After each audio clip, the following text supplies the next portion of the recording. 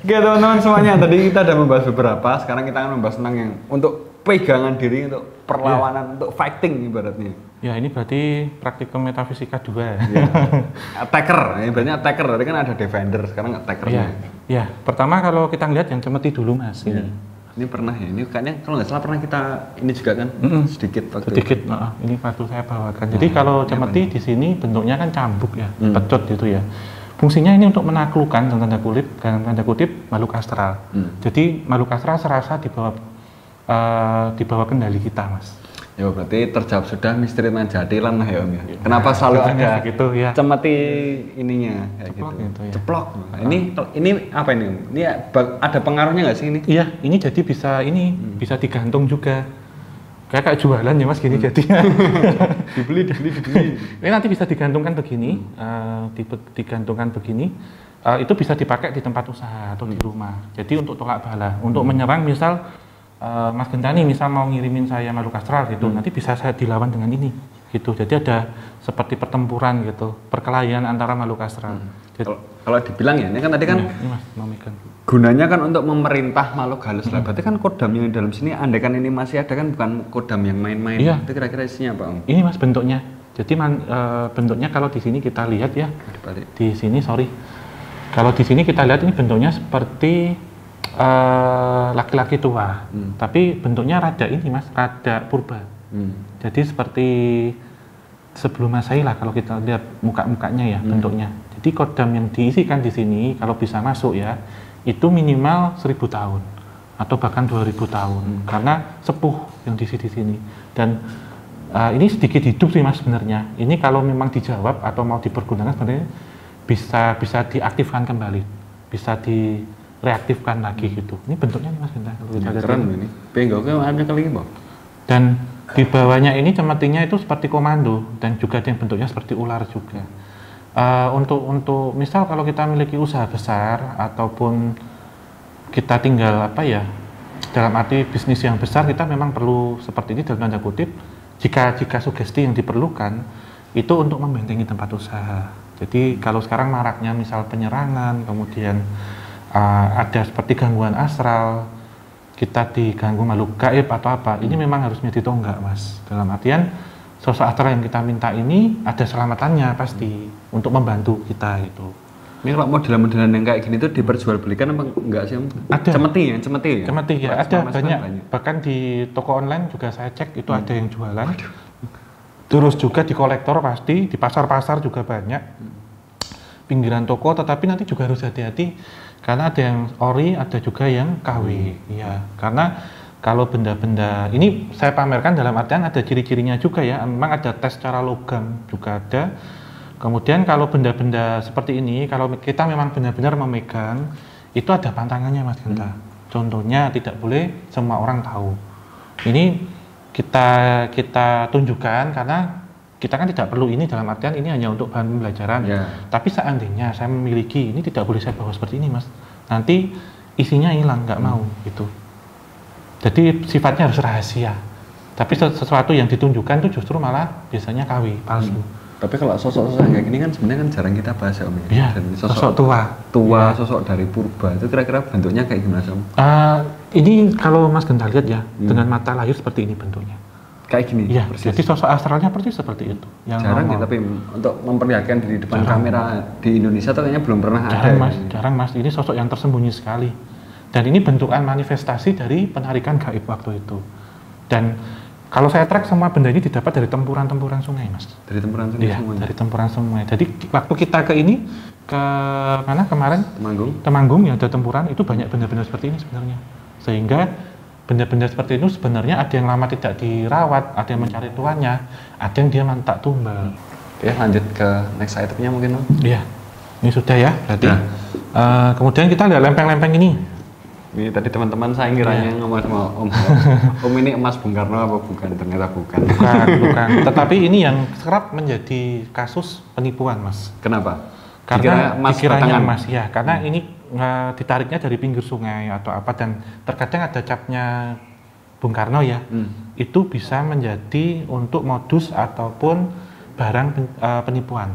Yang misal kita contohnya begini, ada kasus orang ini memberikan mahar berapa ratus juta untuk penarikan mustika ataupun barang peninggalan Bung Karno contohnya, atas nama Bung Karno gitu ya. Menarik emas batangan, tetapi yang diangkat ternyata kok kuningan gitu, bukan emas sebenarnya. Karena seperti yang saya sampaikan tadi bahwasanya kalau benda-benda atau harta negara itu tidak mudah untuk ditarik dan harus orang yang istilahnya diberikan wangsit ataupun diberikan amanah gitu. Jadi nggak pakai mahar-mahar, justru seperti itu. Kok bisa ya di tempuran sunan ya kayak gini ya? Iya, banyak ini Mas. Kalau benda seperti ini kalau sudah diisi juga selain untuk bangunan, ini juga ada yang bisa ditanam di tubuh. Fungsinya untuk kekebalan. Buat kekebalan juga? Iya, tapi nanamnya nggak ini Mas, terus dibedah, diimplan itu enggak.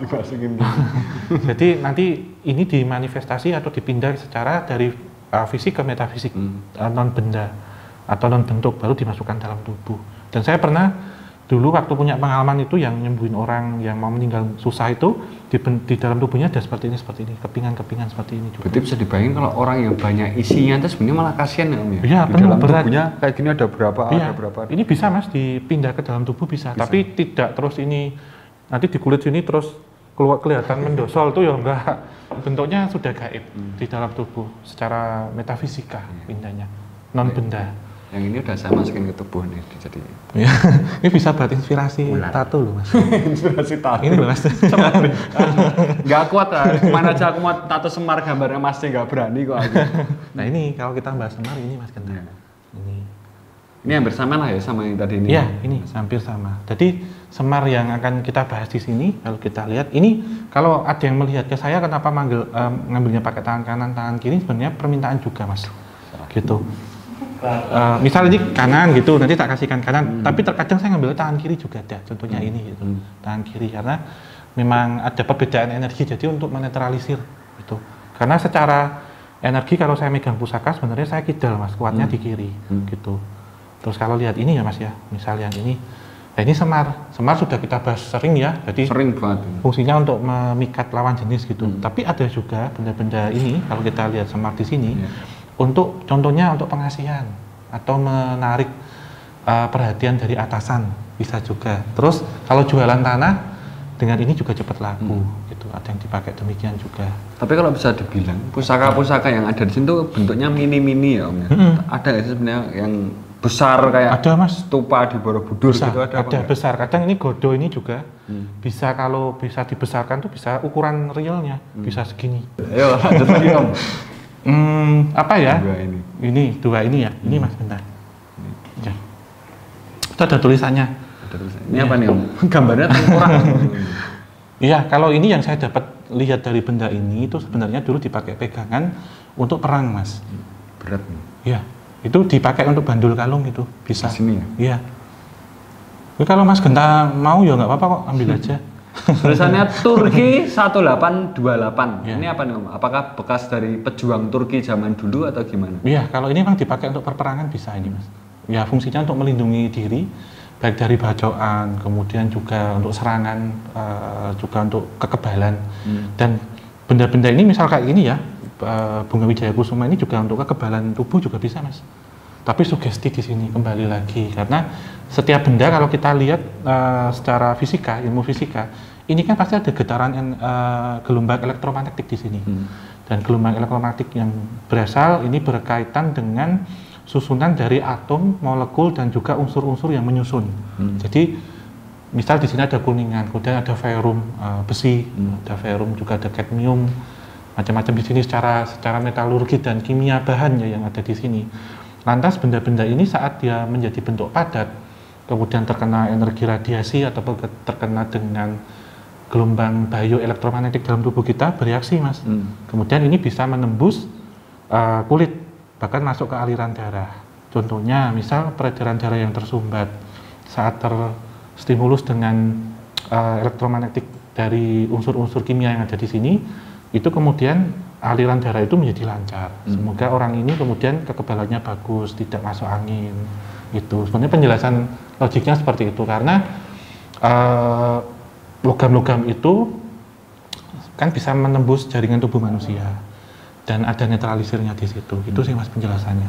Kalau pusing, kalian bayangin batu ponari aja wes kan. Iya, contohnya bayangin molekul. Wes, batu ponari ini gampang, maksudnya kayak gitu. Kalau ini Om, nih itu palutor ini apa nih? Iya, itu kampak sama kayak ini Mas, fungsinya persis. Sama ini, untuk attacker juga ya? Iya, untuk perlindungan juga, untuk perperangan. Ya. Sangar ya berarti, kalau orang-orang yang bawa kayak gini berarti sangar. Iya, dan ini biasanya ada yang ditaruh selain di dalam tubuh yang memang di ini ya, di apa ya, dalam arti dipindah, dimanifestasikan ke dalam tubuh, dipindah, ditarik, ada yang gitu juga. Kalau benda-benda seperti ini ada yang ditaruh di dompet, ada yang seperti itu, ada yang di saku juga gitu. Terkadang teman-teman saya tuh sebenarnya nggak begitu percaya sebenarnya dengan dunia spiritual, tapi kalau saya lihat ini lagi tuh, kok ada benda-benda kayak gini, dan efeknya emang ada. Kalau kita lihat jadilan itu kan kadang juga, wah sangar-sangar pakai cemeti segala macamnya kayak gitu.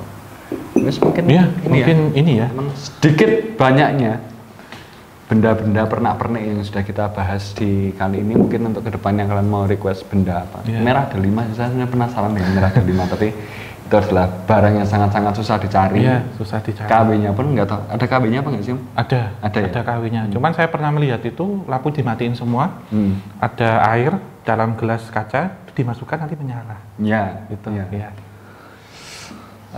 Nanti mungkin request lagi kalau yang suka dengan pembahasan kita akan lanjut ke praktikum metafisika 3 gitu.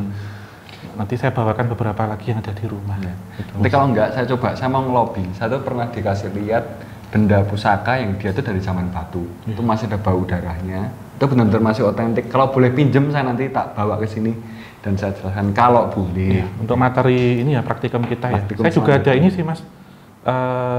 Bagi ambar. Jenglot beneran baru tak usahain juga. Mau beneran. Enggak apa-apa, saya penasaran sih. Sampai ini tak itik-itik gitu. Boneka Barbie gitunya. Oke, Om.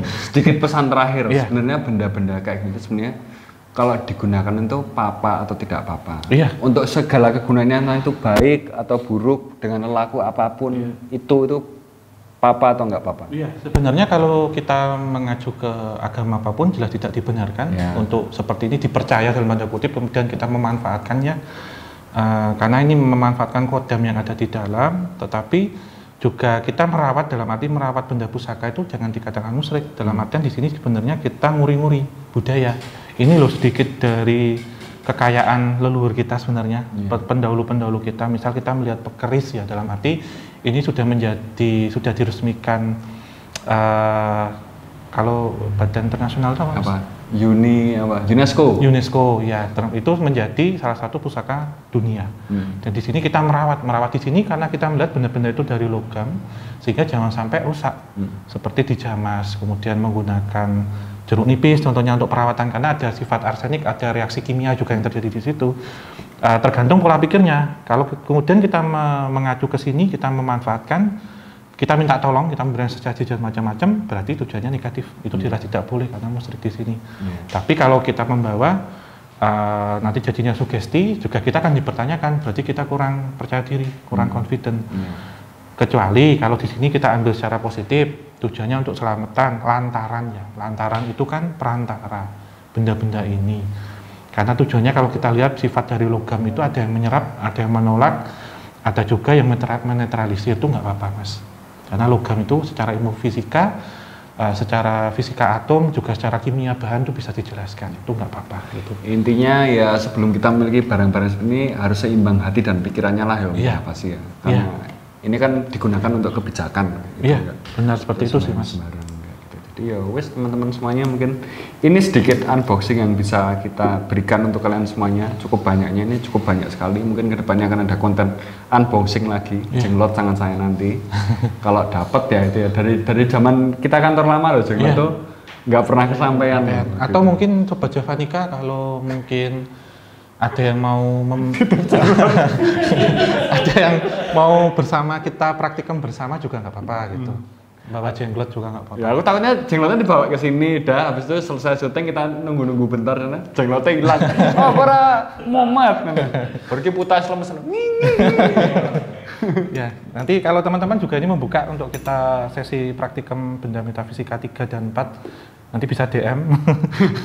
Kalau nanti berkenan nanti bisa kita unboxing bareng-bareng. Ya, intinya kekayaan negara kita, Pulau Jawa ataupun Nusantara itu sebenarnya sangat beragam. nggak cuma di kuliner, di candi, di sastra atau di budaya apapun. Dalam hal ini pun kita sebenarnya beragam ya Om ya. Iya, macam-macam. Patutnya kita tetap kita ingat-ingat, tetap kita budayakan, jangan kita lupakan dan kita cam dengan musyrik atau apapun segala macam. Nggak usah munafik lah. Saya orang nggak percaya kalau saya dapat pulung kayak gini tetap saya opening kok. Benar Mas. Siapa tahu saya dapat sakti. Nah, siapa tahu gitu. Kalau saya sih orangnya nggak munafik gitu. Segala apapun masih tentang budaya yang melekat dari diri kita tetap ada baiknya kita jaga. Jadi mungkin cukup sekian ya teman-teman semuanya sedikit unboxing kita kali ini. Monggo kalau mau tutup. Akhir kata ya, tidak menganggap benda-benda pusaka atau mustika itu sebuah kemusyrikan, karena sejatinya memang kita zaman dahulu sudah dekat dengan Tuhan Yang Maha Kuasa, dan lantaran benda-benda ini sebenarnya menjadi salah satu masterpiece dari bumi Nusantara, khususnya tanah Jawa. Akhir kata, wabillahi taufiq wal hidayah, wassalamualaikum warahmatullahi wabarakatuh. Muga tansah pinaringan rahayu sagung dumadi. Terima kasih teman-teman semuanya yang sudah menonton.